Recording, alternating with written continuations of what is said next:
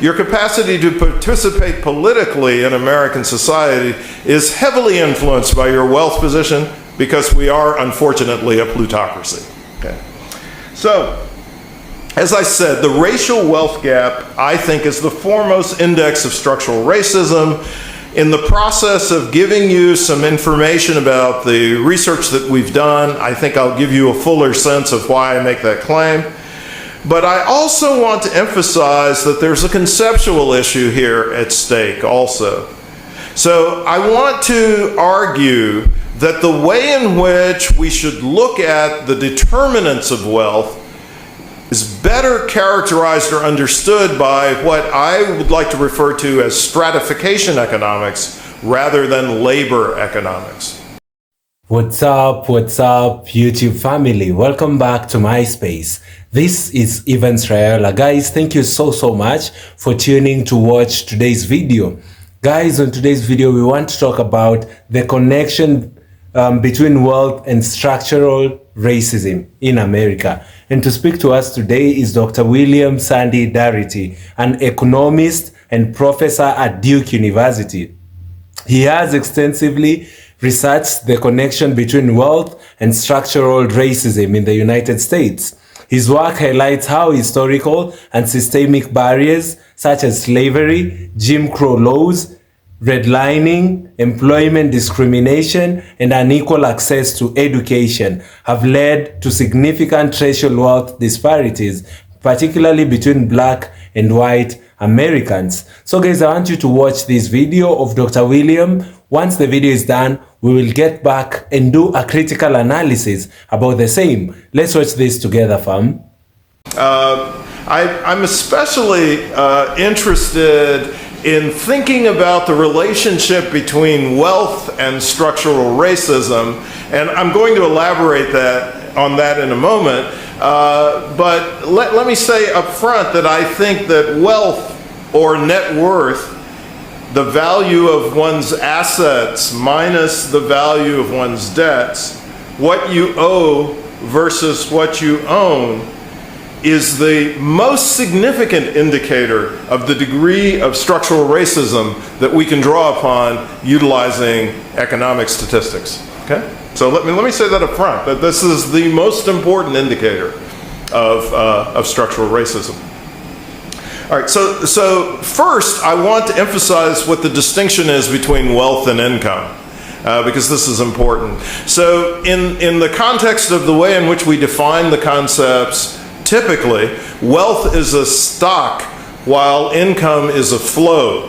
So it's a stock of accumulated value over time, net value, as I said, the difference between the value of your assets and your debts, in contrast with the flow concept of income, which is primarily determined for most people by their earnings. Okay?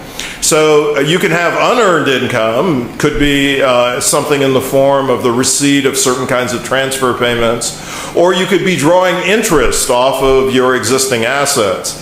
But primarily for most individuals, it's income is generated by their earnings. Okay, and this is an important distinction. Yesterday, the Washington Post ran an article about some research that we had done out of the project that I'm going to talk to you about tonight on the relationship between wealth and incarceration. And our study demonstrates that Black youths who are from families with a wealth position in excess of $69,000 are more likely to experience incarceration over the course of their subsequent years in life than a white youth who comes from a family that might have negative or zero net worth. Okay, in the article in the Washington Post, there's a graphic to demonstrate our results, and the graph is mislabeled. The graphic artist put income on the horizontal axis, whereas it should have been wealth. So people frequently confuse the two. My conversation this evening is about wealth. It is not about income. Okay, so that's critical to establish at the outset. Okay. So why the focus on wealth? Well, wealth, from my perspective, is the most significant dimension of economic well-being. Now let's think about the things that wealth actually provides us with. The first is it provides us with a fund of resources that can be utilized in emergency situations without destroying our bank account. So, for example, if a family is confronted with a severe medical emergency, or they're confronted with the loss of a job by one of the individuals who is a source of earnings for the household, if they have a solid wealth position, they can weather that storm much more effectively than other households. Secondly, you can have reduced economic stress or financial stress simply by knowing that you've got this backstop that we call wealth. Third, higher levels of wealth can provide families with greater access to Tony private schools or neighborhoods with high cachet public schools. And in addition, high levels of wealth can provide families with the opportunity to provide their sons and daughters with a debt-free college education. And finally, and this is not the last item on the full list, but on the list that I'm going to give you, finally, your capacity to participate politically in American society is heavily influenced by your wealth position, because we are, unfortunately, a plutocracy. Okay. So, as I said, the racial wealth gap, I think, is the foremost index of structural racism. In the process of giving you some information about the research that we've done, I think I'll give you a fuller sense of why I make that claim. But I also want to emphasize that there's a conceptual issue here at stake also.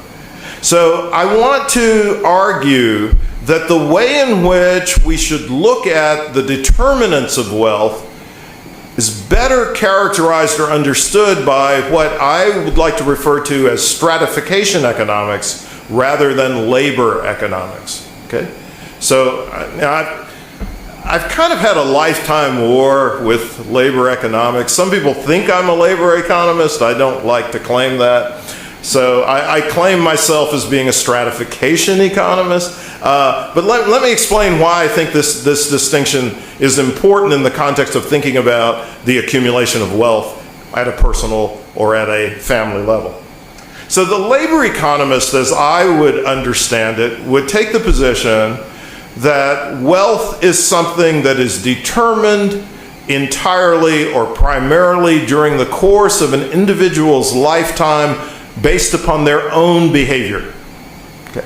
So labor economists would say individuals' levels of human capital, usually associated with their level of education, determines the income that they can receive, and individuals with more human capital have higher levels of income, and therefore they're more capable of engaging in higher levels of savings.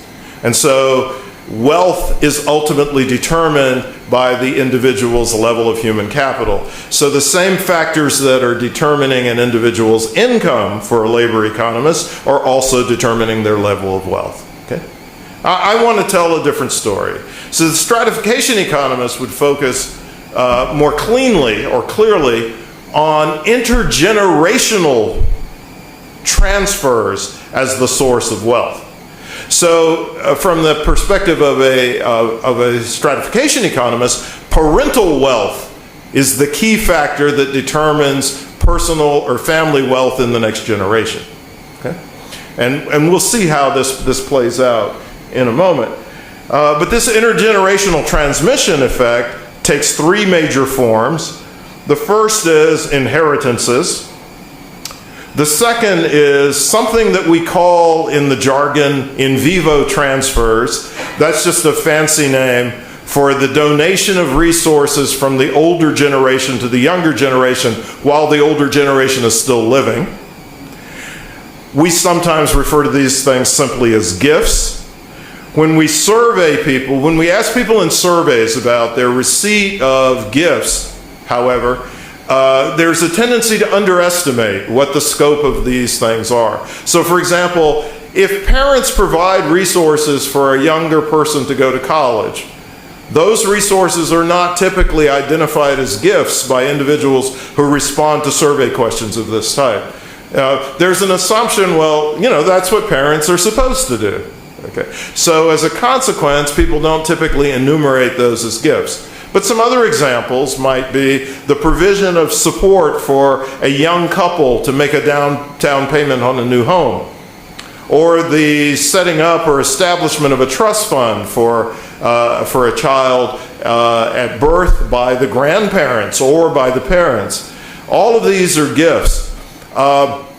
If a young person is confronted with some type of economic emergency, particularly in the period when they're 18 to 25 years of age, if their parents step in and provide them with additional support, that's a gift. That's an in vivo transfer. So when we start thinking about in vivo transfers, it's not just a question of how much is transferred, but it's also a question of the timing. The timing can be critical in terms of creating or maintaining opportunities for further success for the individual. And the third dimension of this intergenerational transmission effect is that the wealthier your family, the easier it is for the family to set a stage of opportunities for you.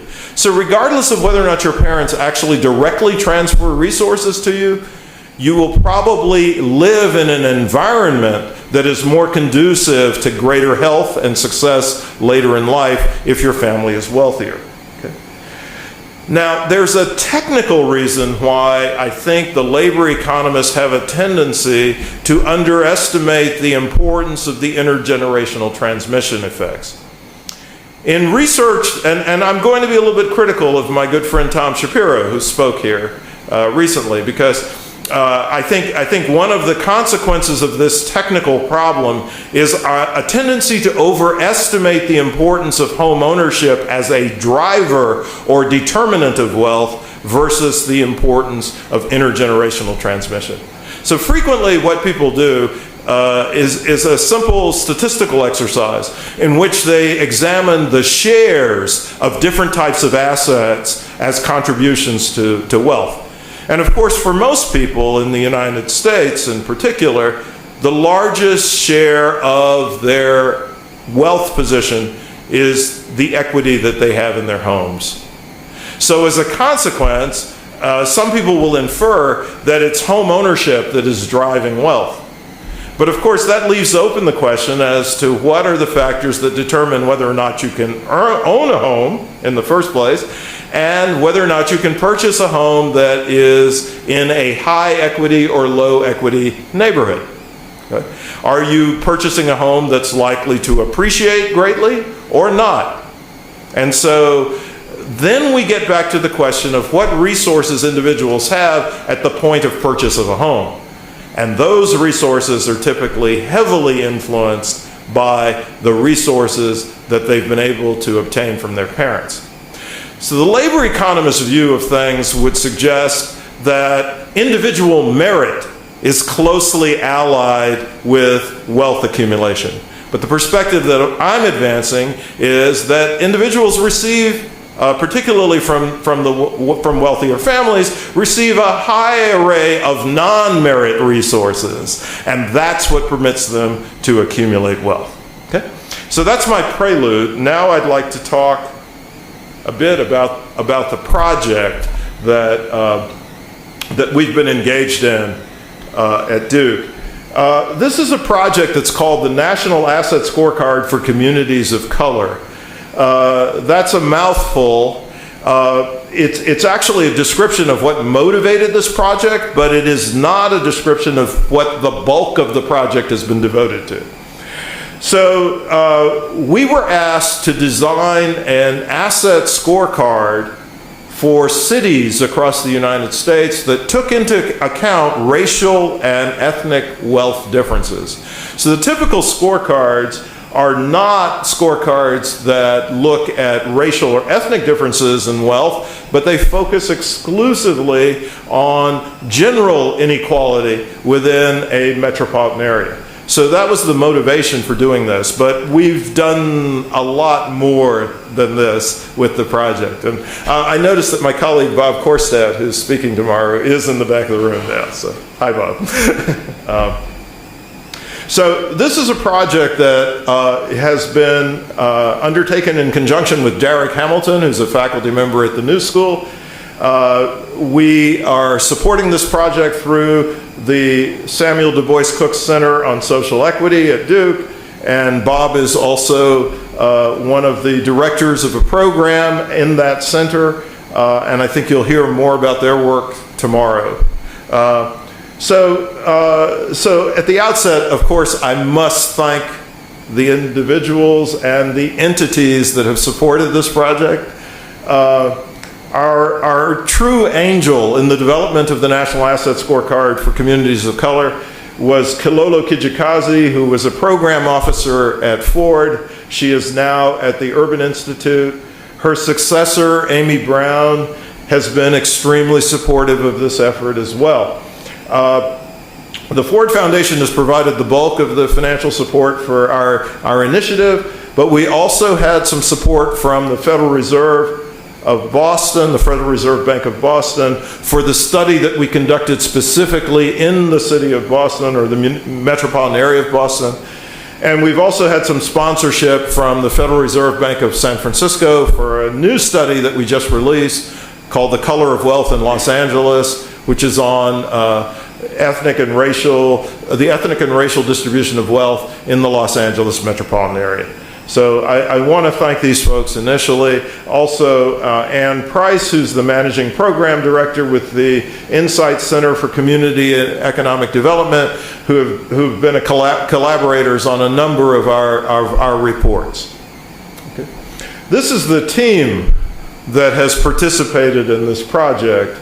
I'm not going to read everybody's name off, but what I want to emphasize is if people are concerned about having a diverse team of researchers on a project, this truly is one. It's diverse on the basis of gender, it's diverse on the basis of race and ethnicity, and interestingly enough, I think it's quite diverse in terms of the institutions that the individual researchers are affiliated with. Public, private, small. Sue Stockley, for example, is at what we call a directional school, Eastern New Mexico University. So this is a very, very diverse team of researchers, and I think a very powerful group. We've done a lot of interesting work together, some of which I'm going to tell you about this evening. Okay. So when I first came in, Dr. Henry said to me that the economists here don't ever talk about the recession. Well, okay, so then I said, well, so who selects the economists who are at Brown? Okay. Clearly I don't. All right, so the Great Recession and the racial wealth gap. This is all I'm going to say about the Great Recession, but at least I guess it's more than you normally hear about it.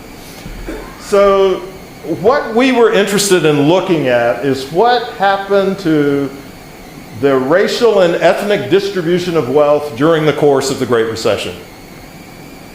Did the differential get bigger or smaller across the groups? So here we have some very gross aggregate groups: whites, blacks, Asians, and Hispanics. And we can look at their wealth position in 2005, prior to the onset of the Great Recession, and we can compare it with 2 years after the Great Recession took place, using the Survey of Income and Program Participation. So the first thing to note is if you look at 2005, the racial wealth gap is enormous. Okay? And in fact, interestingly enough, the group with the highest level of net worth was Asians in 2005. This is actually a higher level of net worth at that point than whites in the United States. So the Great Recession appears to be associated with sharp declines in the wealth positions of all of these groups. But the magnitude of the declines varies quite a bit. Okay. So if you look at the most dramatic absolute decline, It occurs for Asians, who go from having 24 cents more at the dollar of net worth than whites to having 68 cents per dollar of the net worth of whites. So the net worth of whites declines, but it doesn't decline as dramatically as it does for any of the other three groups. So blacks go from having 9 cents per dollar to 5 cents per dollar. And Hispanics go from having 14 cents per dollar to 6 cents per dollar. Both groups gain a penny in 2011. Okay. So I think that this is a very dramatic indicator of the magnitude of the wealth losses that were associated with the Great Recession, but particularly the racial and ethnic differences in the magnitude of the wealth losses. And I would add that we speculate that the reason why Asians' loss in wealth was so substantial is because of their disproportionate location in states that benefited the most from the housing boom and were hit hardest by the housing bust. Okay? So we put out a report that we call Umbrellas Don't Make It Rain. Okay. And the premise of that report is that if you observe people with umbrellas every time it rains, you cannot infer that the fact that they are holding umbrellas has caused it to rain. So observing an association between two things doesn't mean that one is causing the other. So a very standard kind of claim by individuals who say that, and I think this is a false dichotomy, but by individuals who say that class trumps race, is the claim that, well, our patterns of wealth inequality probably track our patterns of income inequality. Well, no. So if we look at this diagram, we can see that whites who are in, that blacks who are in the third quintile of the income distribution have a lower net worth than whites who are in the lowest quintile of the income distribution. And as you can see, as you go down the income distribution ladder, the differentials in wealth, proportionate differentials in wealth, become larger and larger.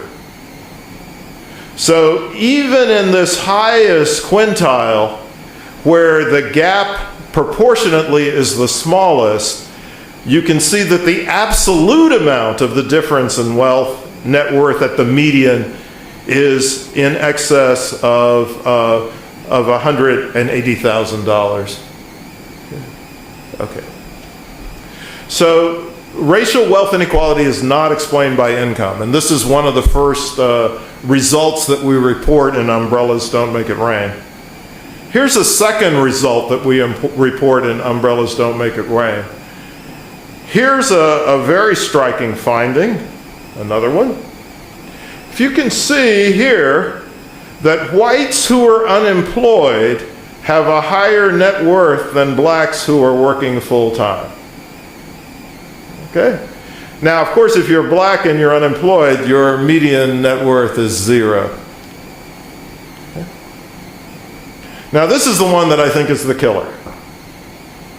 So, you might make the argument, if you are a labor economist, that the wealth differentials by race should track educational differentials. You know, on average, blacks might have less educational attainment than whites, and so maybe that's why there's a racial wealth gap.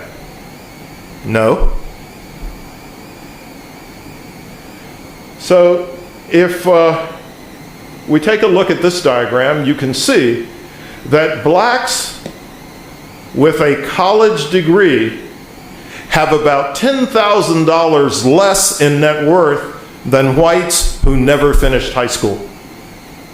Okay, let me repeat that. Blacks with a college degree have about $10,000 less in net worth than whites who never finished high school. So, educational differentials do not explain the racial wealth gap. Now, here's another striking finding that emerged in our work. We tried to do an analysis of liquid assets. Now, liquid assets are those assets that can be rapidly transformed or converted into cash. So if a family is confronted with an emergency of some sort, what are the resources that they can draw upon to quickly try to address that emergency? So those are what liquid assets are. So for example, a home is not a particularly liquid asset because it's probably going to take you some time to be able to sell it. Or you're going to have to try to make arrangements to take out additional debt on the equity in your home, and that can't be done overnight. It might be able to be done within a week or so, but it's generally not something that you can do overnight. So these are the assets that you can immediately convert to cash. So this might be, for example, a savings account. So if we want to look at this, we'll find that the racial differences or ethnic differences are quite striking here as well. So if you look at overall liquid assets, you'll see that whites at the median have about $23,000 in 2011. Blacks have about $200, Asians $19,500, and Latinos about $340. If we consider liquid assets where we take out retirement income, because usually if you have a retirement account, it's highly liquid, but there may be a penalty associated with drawing upon it. But if you take out retirement accounts altogether, whites at the median, their liquid assets drop to about $3,000. But blacks have $25, Asians have a similar amount to whites, and Latinos have about $100. So again, if we focus not on wealth overall, but on wealth that can be converted rapidly to cash, we find that there are sharp racial differences. Okay. So what did we learn from the Great Recession?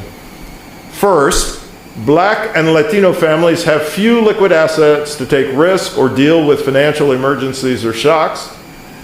Second, it's communities of color that suffered the most in terms of losses in net worth during the course of the Great Recession. And third, among those groups that suffered losses, Asians suffered the largest absolute loss in home values and wealth. Okay. But this is a narrative that's not satisfactory in terms of giving us an adequate picture of the full dimensions of the issues at play. So there are two issues that we want to address by moving forward with the project of the National Asset Scorecard for Communities of Color. The first is asset markets are local.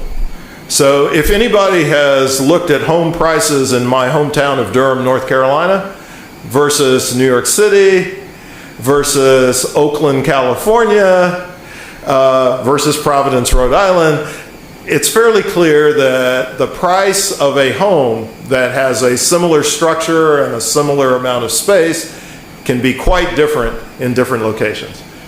Family, that was a very insightful speech by Dr. William. And indeed, I have gotten to understand the connection between wealth and the structural racism that Black folks are facing in America. You know, wealth comes with power. Power comes with ideologies, bad ideologies like racist ideas. Black folks have gone through structural racism for many years now. And one of the main reasons as to why Black folks have been going through structural racism has been because they do not have the power that comes with wealth. That's why we have scholars like George Fraser, who really tries to empower Black folks to build wealth. And he says he needs for Black people in America to build wealth that would serve other generations. Wealth that will give the children freedom, the children's children also freedom. That's the power that comes with wealth. And in this specific video, Dr. Williams says that wealth is the most significant dimension of economic well-being. Things wealth provide us with. Number one, resources that can be utilized in emergency situations without destroying our bank accounts. You know, you have that emergency. You need to service this hospital bill. You need to pay for something urgently. When you have the wealth, at least you can be able to utilize in an emergency. Then number two, you can have reduced economic stress if you know you have wealth. Number three, this is a very interesting one in regards to now the structural racism. Number three is higher level of wealth can provide families with greater access to private schools, opportunities to provide their sons and daughters education in the college debt-free. Many times you understand Black folks lack the opportunity for equal education with families of the white descent. Number four, capacity to participate politically in American society is heavily influenced with your wealth position. Family, for you to even participate in America, you must be having a lot of wealth to participate politically. And you know, in this forum is when you can be able to articulate the problems that rather you're facing. From a political seat, from a member of parliament, you can be able to sort issues that are affecting Black people. But in the past, we've seen Black folks go to those big stages, but nothing really do changes. The racial wealth gap is the foremost index of structural racism in America. Dr. William Darity explains that wealth is just something that has brought about structural racism in America in so many ways. Here are some key insights of Dr. Williams' work. Number one is wealth versus income. Darity emphasizes that wealth, rather than income, is the best measure of economic well-being. While income refers to earnings over time, wealth represents accumulated assets passed down through generations. Due to systemic racism, Black families have been denied opportunities to build and transfer wealth, leading to a persistent racial wealth gap. This wealth gap has been constant because Black folks have not been given opportunities to build or rather transfer wealth from one generation to the other. It has been difficult for the Black folks since the days of slavery, the days of colonialism. It has always been difficult for the Black folk to be able to build wealth. The white supremacist has not created an opportunity for the Black folk to be able to get this wealth. Look at employment opportunities. Black folks cannot get employment opportunities as easily as the white man can easily get it. It's tough for a Black man to get an opportunity on a white farm, a white-dominated America. Then number two, you have the racial wealth gap. According to Darity's research, the median wealth of white families is significantly higher than that of Black families, often by a factor of 10 or more. This gap is not due to individual choices, but to long-standing structural inequalities. Then number three, we have the historical and structural barriers. Number one is slavery. From the historical and structural barriers, Black Americans were denied the ability to accumulate wealth for centuries during the days of slavery. What are we building right now? More than 500 years were taken on slavery. Then what time did the Black families get an opportunity to accumulate and build wealth? Then we have the Reconstruction and the Jim Crow. These are, remember, historical and structural barriers that have made Black folks be on the downer side, when it comes to wealth. The Reconstruction, and the Jim Crow era. After slavery, discriminatory policies, violence, e.g. the Tulsa Race Massacre, and the sharecropping systems continue to suppress Black economic mobility. We have the housing discrimination, redlining, and racial covenants prevented Black families from purchasing homes in wealth-building neighborhoods. Even after the Fair Housing Act of 1968, disparities in home ownership persisted. We have the employment discrimination. Hiring bias and occupational segregation have limited black workers access to higher paying jobs and career advancement. We have education inequality, where underfunded schools and higher student loan debt for black students have contributed to disparities in wealth accumulation. We have the reparations as a solution. Black folks who are directly affected with slavery need to be paid. They need reparations. Reparations as a solution to this problem. Darity is one of the leading scholars advocating for reparations as a means to close the racial wealth gap. He argues that direct payments to descendants of enslaved black Americans, along with policies reforms in housing, education, and employment, are necessary to address historical injustices to the black folks affected. Myths about the wealth gap. Darity refutes common explanations that blame the racial wealth gap on black financial literacy, spending habits, or family structure. Instead, he provides data showing that even highly educated black families or those with two-parent households still experience significant wealth disparities compared to their white counterparts. Dr. Darity's research has influenced policy discussions on racial economic justice, particularly in debates about reparations and wealth redistribution. His book, From Here to Equality: Reparations for Black Americans in the 21st Century, outlines a comprehensive case for reparations based on historical data and economic analysis. Guys, thank you so much for tuning to watch today's video. Kindly do consider subscribing to the channel for amazing content in regards to black history and black empowerment. We endeavor to empower the black folk, because I do believe once we are an empowered people, we can be able to create a solution to this long-term problem of racism, a solution to discrimination, a solution to just having black folks come together, create opportunities among ourselves, and grow as a people. Guys, thank you, and see you all in my next video. Goodbye for now.